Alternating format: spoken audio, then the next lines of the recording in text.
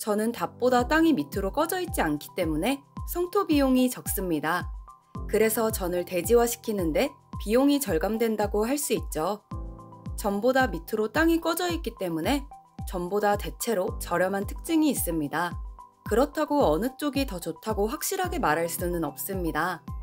예를 들어 한 지역에서 전과 답의 지가를 비교하여 답이 많이 저렴할 경우 매입 후에 성토를 하면 되지만 대신 꺼져 있는 높이가 사람 키보다 깊은 2m 정도 이상이 넘어가면 비용이 많이 들 수가 있습니다. 이렇듯 상황에 따라 달라질 수 있고 지목보다는 용도 지역이 더 중요한 요소이기 때문에 여러 가지를 잘 비교해 보신 후에 선택을 하는 것이 좋을 것 같습니다. 안녕하세요. 오늘 오픈마인드 채널에서는 기본적인 토지 용어들 중에서 28가지의 지목에 대해서 알려드리려고 합니다. 물론 많은 분들이 기본적으로 알고 계시는 개념이겠지만 토지를 접한 지 얼마 되지 않은 분들은 유용한 정보가 될 수 있으니 오늘 영상을 집중해서 시청하시면 좋을 것 같습니다. 먼저 지목은 토지의 주된 용도에 따라 토지의 종류를 구분하여 지적 공부에 등록한 것을 말하는 것인데요. 총 28가지로 이루어져 있으며 토지 이용 계획 확인원에서 쉽게 확인하실 수가 있습니다. 용도 지역이 장래 토지의 쓰임새라고 한다면 지목은 토지의 현재 쓰임새라고 할 수 있는데 필지마다 하나씩 설정되며 토지의 성격, 용도 등을 나타내는 것으로 국가가 지정하고 소유권자가 지목 변경을 신청하여 변경할 수 있기 때문에 그 개념을 알아두시면 도움이 되실 거라고 생각합니다. 하나씩 살펴보자면 농지에 속하는 전, 답, 과수원이 있습니다. 전은 쉽게 말하면 밭으로 물을 상시적으로 이용하지 않고 곡물, 약초, 관상수 등의 식물을 주로 재배하는 토지를 말합니다.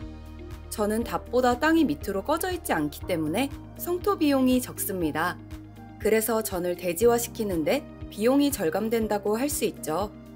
그리고 답은 논으로 물을 상시적으로 이용하여 벼, 연, 미나리, 왕골 등의 식물을 주로 재배하는 토지입니다. 전보다 밑으로 땅이 꺼져 있기 때문에 전보다 대체로 저렴한 특징이 있습니다. 그렇다고 어느 쪽이 더 좋다고 확실하게 말할 수는 없습니다. 예를 들어 한 지역에서 전과 답의 지가를 비교하여 답이 많이 저렴할 경우 매입 후에 성토를 하면 되지만 대신 꺼져 있는 높이가 사람 키보다 깊은 2m 정도 이상이 넘어가면 비용이 많이 들 수가 있습니다. 이렇듯 상황에 따라 달라질 수 있고 지목보다는 용도 지역이 더 중요한 요소이기 때문에 여러 가지를 잘 비교해 보신 후에 선택을 하는 것이 좋을 것 같습니다. 다음은 과수원으로 사과, 배, 밤 등 과수류를 집단적으로 지배하는 토지와 이에 접속된 저장고 등을 말합니다.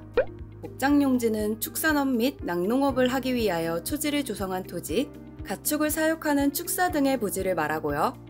임야는 산림 및 원야를 이루고 있는 수림지, 중림지, 암석지, 자갈땅, 모래땅 등으로 전, 답보다는 훨씬 저렴하다는 특징이 있습니다. 하지만 나무도 있고 경사도도 있기 때문에 대지화 비용이 많이 들어갈 수가 있습니다.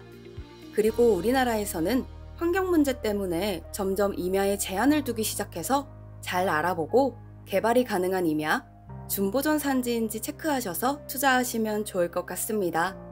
광천지는 지하에서 온수, 약수, 석유류 등이 용출되는 용출고와 그 유지에 사용되는 부지, 염전은 바닷물을 끌어들여 소금을 채취하기 위하여 조성된 토지와 이에 접속된 제염장 등을 의미합니다.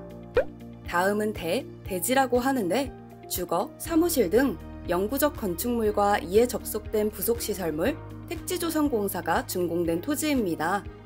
전, 답, 과수원 같은 농지는 비용을 들여서 대지로 바꿔야 하고 농지에서 대지를 만들면 농지 전용 부담금인 세금을 내야 합니다. 하지만 대는 이미 바뀐 후기 때문에 비용 절감이 된다는 특징이 있고 그렇기 때문에 당연히 전, 답, 과수원보다는 가격이 비쌉니다. 나머지 공장용지, 학교용지, 주차장은 말 그대로 공장을 짓고 학교를 짓고 주차장 용도로 사용하는 부지를 말하고요. 원래도 많은 분들이 잘 알고 계실 부분들은 간단히 넘어가겠습니다. 주유소용지, 창고용지, 도로, 철도용지가 있습니다. 그리고 조수, 자연유수, 모래, 바람 등을 막기 위해 설치된 방조제, 방사제, 방파제 등의 제방이 있고 자연의 유수가 있거나 있을 것으로 예상되는 토지인 하천이 있습니다. 또한 국어는 인공의 수로, 뚝 및 그 부속시설물의 부지와 자연의 유수가 발생되거나 예상되는 소규모 수로 부지로 원래 도로에 붙어있지 않은 땅은 건축 허가가 나지 않죠. 하지만 맹지 옆에 국어가 붙어 있으면 국어 점용 허가를 통해 도로를 낼 수 있고 이는 건축 허가가 가능할 수도 있다는 의미가 되기 때문에 잘 알아두시면 좋을 것 같습니다. 이외에 댐, 저수지, 소류지, 연못 등의 토지와 연, 완골 등이 자생하는 배수가 잘 안되는 토지인 유지가 있습니다. 그리고 양어장, 수도용지, 공원, 체육용지, 유원지가 있습니다. 다음으로는 종교용지, 사적지가 있고 묘지는 조금 조심해야 할 부분이 있습니다. 바로 분묘기지권이 성립되는 경우인데요. 이 경우에는 내 땅이 되더라도 묘를 함부로 이장을 할 수 없고 권리가 나에게 없다는 것이기 때문에 이럴 때는 계약서를 작성할 때 개발 허가가 난 후에 잔금을 치르겠다든지 이러한 안전장치를 만들어 놓는 것이 꼭 필요합니다. 그리고 마지막으로 잡종지입니다. 잡종지는 다른 지목에 속하지 않는 토지로 쉽게 보기는 힘들지만 투자 가치가 좋다고 할 수 있습니다. 웬만한 것들은 모두 지을 수 있기 때문이죠. 집을 지으면 대지, 공장을 지으면 공장용지 등이 되고 활용도가 높습니다. 이렇게 오늘은 토지의 기본 용어들 중 지목에 대해서 알아보았는데요. 이 개념들은 이해하시는 정도로 살펴보시면 좋을 것 같습니다. 이런 용어들은 기본적으로 알아두면 투자 가치가 있는 땅의 구분에 도움이 되기 때문에 앞으로도 오픈마인드 채널에서는 여러 가지 토지에 대한 개념과 정보들을 알려드리도록 하겠습니다. 오늘은 여기까지입니다. 감사합니다.